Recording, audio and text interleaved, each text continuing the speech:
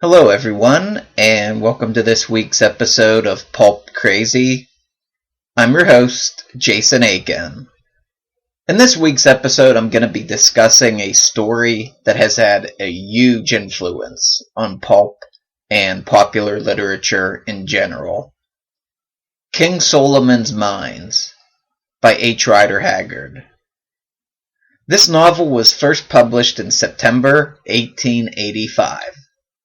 Haggard wrote King Solomon's Mines following a bet with his brother. The wager was whether or not Haggard could write a novel half as good as Robert Louis Stevenson's Treasure Island. According to Wikipedia, it took Haggard between 6 and 16 weeks to complete the novel, between January and April 21st, 1885. The book had a hard time finding a publisher, as it was overlooked as a novelty. But when it did see print, it became the year's bestseller and proved difficult to keep in print, given the great demand for copies. King Solomon's Mines stars Allan Quatermain, a character that has seen a bit of a resurgence in the last 10 years or so. I have to be honest, my first exposure to Quartermain was in the League of Extraordinary Gentlemen comic books by Alan Moore and Kevin O'Neill.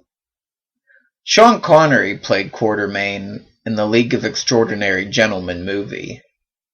I saw the movie before reading any H. Rider Haggard, but from what I recall, I don't seem to think Connery did too bad of a job. But I have to give it another viewing to really cement that opinion. I next encountered Allan Quatermain in Tarzan Alive, where Philip Jose Farmer plays Quartermain in the Wool-Newton family tree. Also, as a huge fan of Farmer's Ancient Opar or Kokarsa series, I had to read Allan and the Ice Gods, as it acts as a prequel to Farmer's Ancient Africa cycle. I also listened to an audio reading of a short story starring Quartermain, Hunter Quartermain's story. It was on one of the Dial P for Pulp podcast episodes that David Drage did several years ago. My next encounter with Quartermain was when I purchased a classic illustrated comic book that adapted King Solomon's Mines a few years back. I'll have to read that one of these days. During this time, I also watched an episode of Tales of the Gold Monkey that ties into King Solomon's Mines. I'm going to have to re-watch that episode now that I finally read this adventure classic. And what a classic it is. I highly recommend any fan of adventure fiction, Lost World stories, and pulp popular fiction in general to read King Solomon's Mines or any H. Rider Haggard work that looks interesting to you. A line can be drawn from H. Rider Haggard to Edgar Rice Burroughs and Robert E. Howard, and I'm sure countless other pulp-era authors. Haggard is definitely in the DNA of the pulp writers.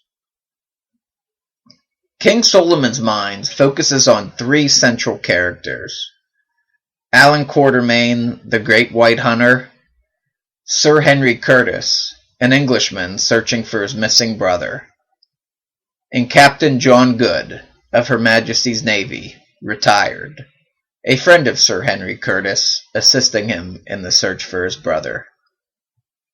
The group is also accompanied on their journey by Umbopa, a mysterious native. The group sets out north from what is modern-day South Africa to locate the fabled King Solomon's Mines.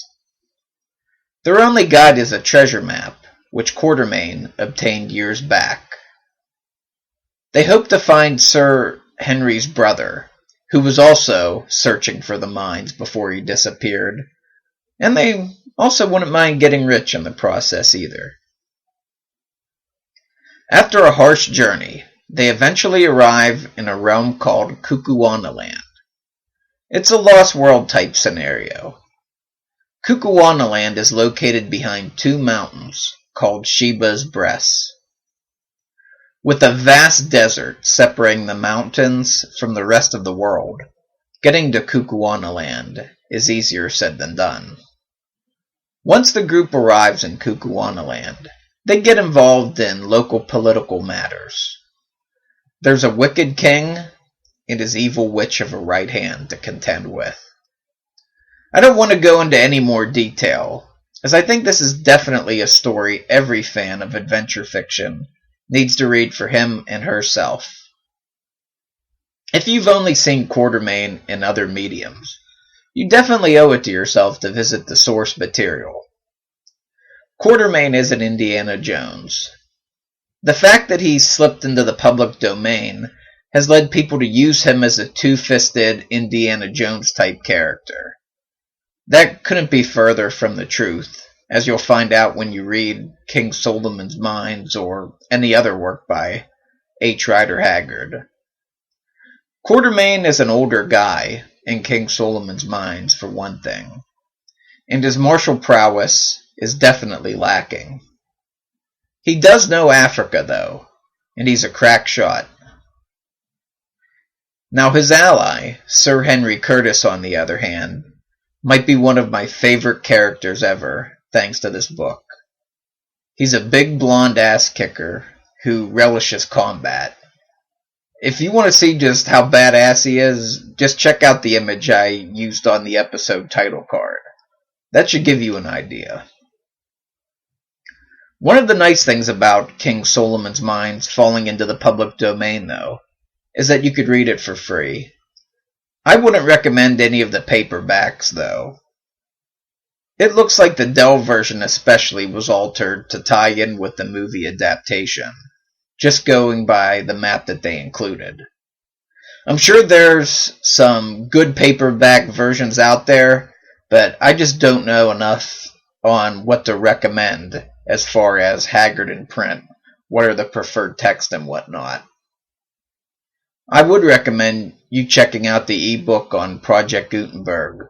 It's available to download for free, it's well put together, and it even comes with the original map on how to get to Kukuanaland. Just don't try to get there yourself. LibriVox also has a nice audiobook of the story, available for download. I'll be sure to put links to both in the show notes. If you're a fan of H. Rider Haggard, or you become a fan after reading King Solomon's Mines, stop by the Works of H. Rider Haggard group on Facebook and join up. I'll put a link to the group's address in the show notes, as well as a link to the Rider Haggard Society. Well, that's it for this week's episode. I'd like to thank everyone for watching, and I'd like to thank everyone who liked Pulp Crazy on Facebook, subscribed on YouTube, and followed Pulp Crazy on Twitter this week. It was a good week for feedback. Pulp Crazy is located at pulpcrazy.com. I'm at Pulp Crazy on Twitter, and facebook.com/pulpcrazy. My YouTube channel is located at youtube.com/pulpcast. You can also email me at pulpcrazy@gmail.com. Thanks for watching, and I'll see you next time.